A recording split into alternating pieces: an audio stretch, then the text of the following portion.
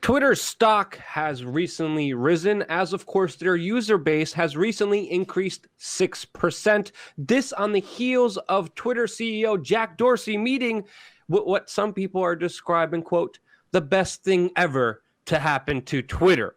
And that, of course, is Donald Trump. According to Donald Trump, who tweeted that in the morning right before yesterday's meeting with, of course, Twitter CEO. Now, this is a huge meeting. There's a lot of issues to get into, a lot of issues about regulations, censorship, spam accounts, opioid accounts, because originally this meeting was supposed to be had to fight the opioid epidemic. But according to many news outlets, the conversation, of course, strayed from that. And Jason, what was the conversation according to the media about? And then we still have a bigger discussion to have here about a lot of the kind of censorship efforts that people have been extremely critical of Twitter enforcing, and also hypocritically enforcing, with many people even calling Twitter to ban Donald Trump for some of his actions. Take it from here. Well, I want to start by saying, hey, it was really just a retweet right here. Let's read it. I mean, he endorsed it. The best thing ever to happen to Twitter is Donald Trump, and it was Maria Bartiromo, and he's like, so true. So hey, true. I'm not arguing with him. Hey, let me say this. I'm not arguing with him. He's right. When you look at Twitter, when you look at the prominence of it, every news organization was talking about Donald Trump tweeted this, Donald Trump tweeted this. It's his main form of communication that instead of having press conferences, instead of having press briefings, literally Trump just tweets something. This is the new press briefing of the day and age, and it's used on a private platform that is censoring and banning a huge majority of his base. Sorry, go ahead, Jason. Hold on. So does that make him the best thing to ever touch the platform, hands down? I mean, let's hold on. Let's just take the best thing aside. to ever happen to Twitter. And as of late, when you're looking at stock numbers, when you're looking at engagement and user base, I would agree on that. But that's my opinion. I could be wrong. Again, to say you're the best on a platform that is almost entirely global, that has literally millions and millions of users, that's a pretty brash thing. So very true. So very true. Now, what I don't like about it is that the media has focused in on how he asked Jack Dorsey why he lost a lot of followers. And again, all these are coming from internal reports. We don't have a video. We don't have an audio recording. We don't have an actual press release. And they made it about Jack Dorsey gently explaining to Donald, I don't understand technology, Trump, that those were spam and bot accounts, Luke. And honestly, it doesn't seem like Trump really understands a lot of this stuff. You look at the tweet. He sent out this tweet before the meeting. The best thing ever is to happen to Twitter is Donald Trump. So true, according to this Maria Bartiromo person. But he goes on in his official tweet. But they don't treat me well as a Republican. Very discriminatory. Hard for people to sign on. Constantly taking people off list. Big complaints from many people. Yes, there has been a lot of complaints. There has been a lot of people calling for action on a lot of pure censorship that has been happening against people who are anti-establishment and some people who are in Trump's base. He didn't really talk about that. He talked about taking people off lists. No, Trump. No, do you get it here? Do you get what's happening? A big portion of your base is being completely censored. Different names over 100 mil. Different names over 100 mil, but should be much higher than that if Twitter wasn't playing their political game. So he's talking about not having a bigger follower account. Come on, Trump. Like, is this really what you really care about? No wonder Congress wants to get involved, and they must be more and fairer companies to get out the word. Yes, there are other companies, there are other alternatives, but they're getting censored. Trump needs to realize this, but he's either playing naive or he is naive, in my opinion. Just to add to your point that you were making here, Jason, do you want to keep going or should I keep going? Yeah, no, I think you're correct that he is probably naive to some of the other platforms just because they've never gotten the media attention that, of course, Twitter has as kind of this news feed. You know, there's Minds out there, there's Gab. Gab's only gotten negative media attention with restrictions on free speech. So a lot of that I actually agree with. I think that we do need more companies. That's how you actually take out monopolies through better business practices. But when they're treated differently through the law, In other words, you have the same types of people posting on all these sites, but you selectively enforce that law on a smaller platform. They can't really grow and compete correctly.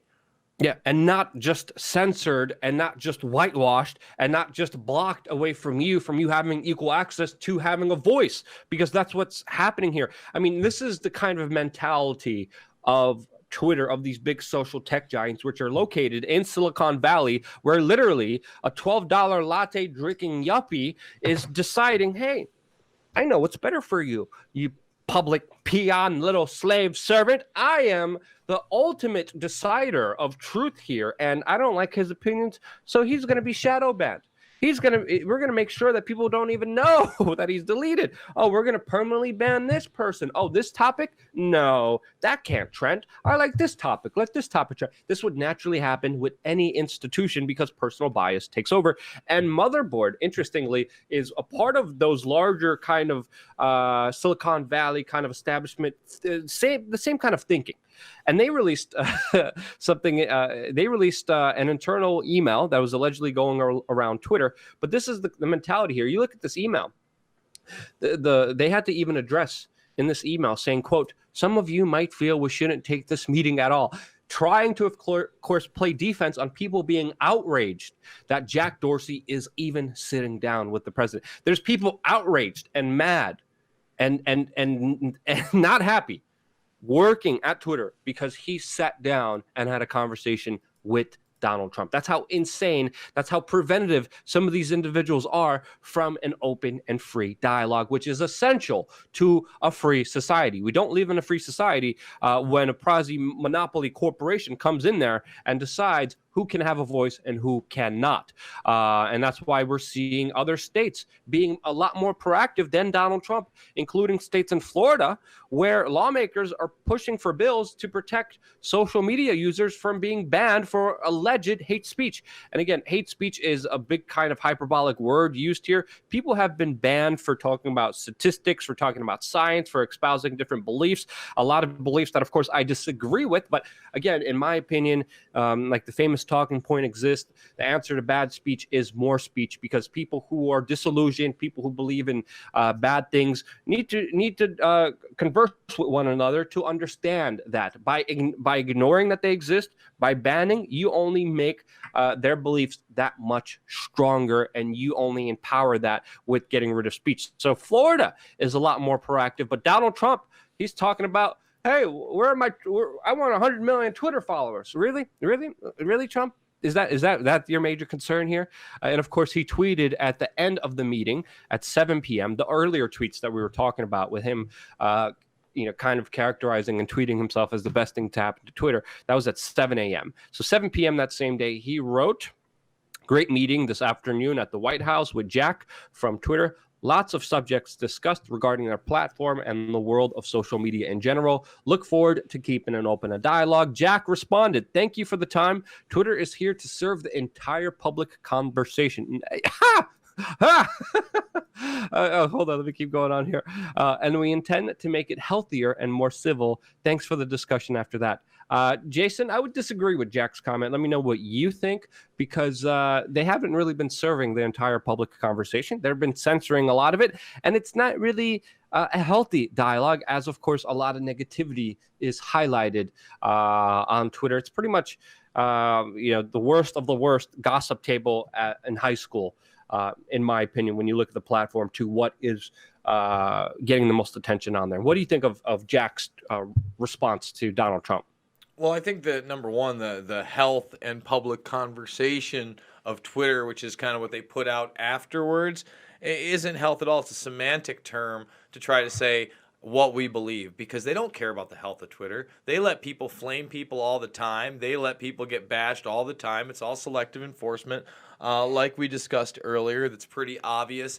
You can see who has been targeted. You can see just by the Covington kids. Celebrities were allowed to say whatever they wanted to them, threaten murder. Peter Fonda has talked about Trump's son being thrown in a cage and locked in there with pedophiles. He's still on the platform. So there is no concern about the health of the public conversation unless it goes against their political beliefs, and that's really unfortunate. I do want to say some things about this Florida law. It has no chance of passing.